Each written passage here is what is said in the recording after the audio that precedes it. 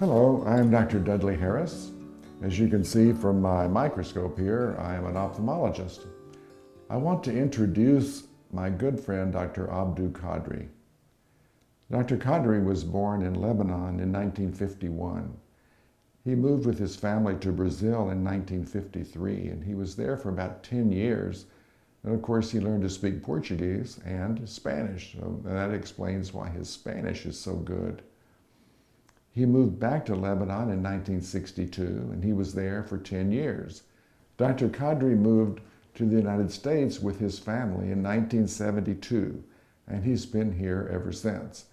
When he arrived in the United States, he realized he needed to quickly become an American, and so he joined the United States Army. He served in Germany, where he learned to speak almost perfect German. When he was in the Army, he was in San Antonio briefly in 1973, and that is where he gained his United States citizenship. He went to medical school at the University of Pennsylvania from 1978 to 1982. After he graduated from medical school, he joined the United States Air Force, and he served in the Air Force from 1982 to 1990. After his discharge from the Air Force, he came to San Antonio again, where he took a position as a faculty member in the Department of Geriatrics at the University of Texas, San Antonio. He served in that position from 1990 to 1997. In 1997, Dr. Kadri left the medical school to open his own private practice, and he continues in private practice to this day.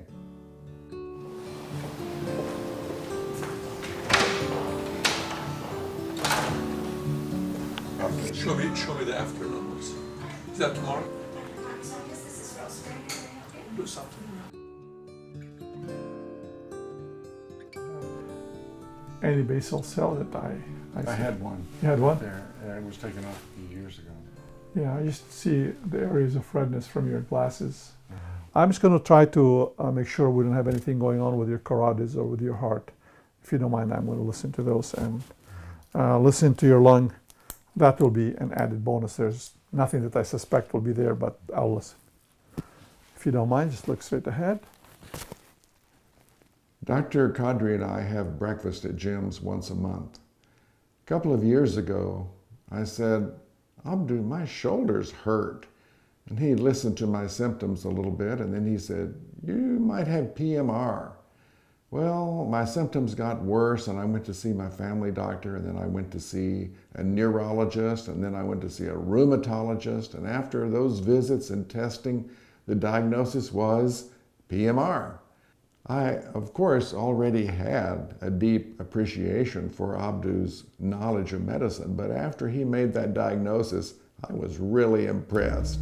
My practice is based on finding the diagnosis and having the patient and I understand what the diagnosis is and what's the best way to manage that diagnosis, with the ultimate goal of maximizing the patient's function and minimizing false expectations. Doctors have a really great job, but that job has responsibilities. In particular, we have to stay up to date with what's happening in the medical field. Dr. Kadri takes this responsibility very seriously, and he is always studying. He's studying his journals, he's studying on the internet, and if you go to his home when he's having coffee in the morning, he's also studying there. Well, what I do is when I get my journals, which I get about 4 of them, I take out the articles that are relevant to my practice. Well, here I'm reading 2 articles. One of them is how to prevent falls in older patients by helping them and teaching them how to stay mobile, exercising or walking at home, and not sitting as long as they usually do. That usually helps people prevent falling. Very good, nice and strong sounds. I'm going to listen to the heart. Very nice lub-dub. Sounds very, very good. Let me listen to your lungs. Let me have you take a deep breath, please. Out. Again. Okay.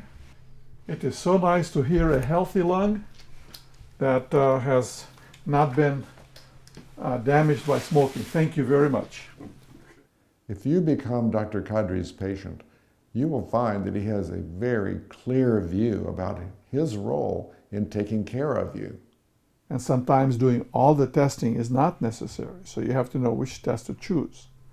One. Two is, if it's an area outside of my scope, which specialists to use, but not necessarily have the patient see all those specialists without coming back to the primary care. So the role of the primary care is to be the coordinator. Irrelevant of insurance. The role of the primary care is to be available to that patient. And so the other side of that is the patient has a responsibility to communicate honestly and follow the plans as agreed to, because that maximizes the potential of success. Patient came to see me after having been to many doctors on multiple pain medications, about 4 narcotics and 2 antidepressants. She was having problems sleeping. She was in chronic pain. It didn't matter what was done for her. And after speaking to her for a while, I became convinced that she had something we call fibromyalgia.